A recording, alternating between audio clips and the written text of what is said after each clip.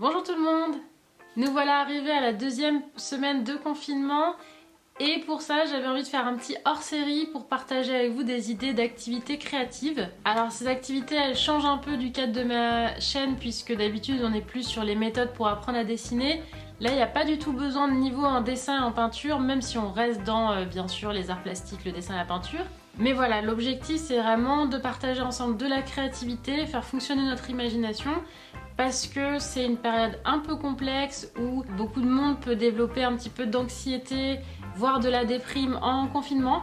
Et du coup, on va essayer de parer un peu tout ça et de ramener de la joie et de moins s'ennuyer.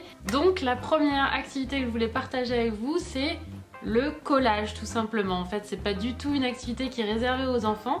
Et on va voir ça tout de suite, je vais faire du collage avec vous. Donc sans plus tarder, c'est parti! Pour cet exercice, vous avez juste besoin de vieux magazines, de papier, de colle et de ciseaux. Et si vous voulez, du papier cadeau, d'autres types de papier ou de rouleaux que vous avez peut-être en surplus, etc. Le but, c'est vraiment d'utiliser tout ça et de venir découper les éléments qui vous intéressent. Alors pour le découpage, vous pouvez soit y aller à l'instinct sur le moment, soit découper des éléments par rapport à une idée précise que vous auriez. Moi par exemple j'étais allée dans l'idée de faire un paysage un petit peu verdoyant de nos campagnes françaises qui me manque beaucoup en ce moment.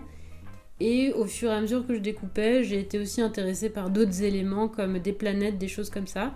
Je pense que l'univers m'envoie le message que j'ai besoin d'un petit peu plus d'espace. Du coup voilà, je suis un petit peu aussi partie sur mes envies sur le moment quoi. Une fois que vous êtes satisfait des éléments que vous avez découpés, vous pouvez venir les assembler et essayer de faire une image qui vous correspond. Et donc c'est là la partie la plus amusante et la plus intéressante pour tout le monde puisque les personnes qui ne savent pas dessiner vont pouvoir quand même avoir une image qui représente leur goût et ce qu'ils ont envie de faire, et les personnes qui dessinent, ça va les aider aussi pour leur inspiration. Donc c'est vraiment ultra amusant, même si c'est pas forcément très prenant intellectuellement. En revanche, ça va vraiment venir solliciter votre imagination. Et vous allez voir qu'en terminant votre image, vous allez avoir un grand sentiment de satisfaction juste parce que votre cerveau s'est activé d'une manière différente de d'habitude. Ça correspond à ce que vous avez dans la tête et donc ce que vous aimez. Et voilà, il n'y a juste aucune pression. C'est juste une image pour se faire plaisir, qu'il n'y a pas d'objectif particulier que de juste retranscrire des choses qui vous parlent, quoi.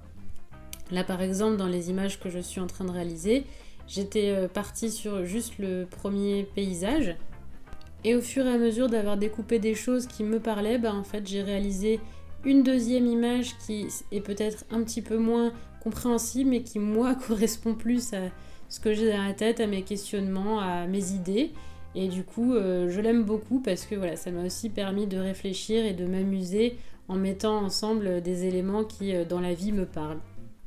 Du coup, si mes images ne vous parlent pas, c'est normal, tout comme il y a des grandes chances que ce que vous faites, ça ne me parle pas à moi.